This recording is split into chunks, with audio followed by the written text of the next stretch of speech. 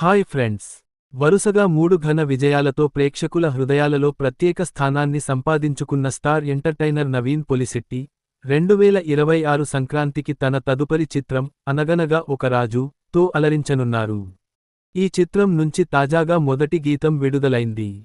భీమవరం బల్మ పేరుతో వచ్చిన ఈ పాట కాస్త ముందుగానే పండుగ వాతావరణాన్ని తీసుకొని వచ్చింది. ఈ పాటతో మొదటిసారి గాయకుడిగా మారిన నవీన్ పొలిశెట్టి తొలి ప్రయత్నంలోనే ఆకట్టుకున్నారు. ఇక కథానాయిక మీనాక్షి చౌదరితో కలిసి ఈ పాటలో ఆయన చేసిన నృత్య ప్రదర్శన కట్టిపడేసింది.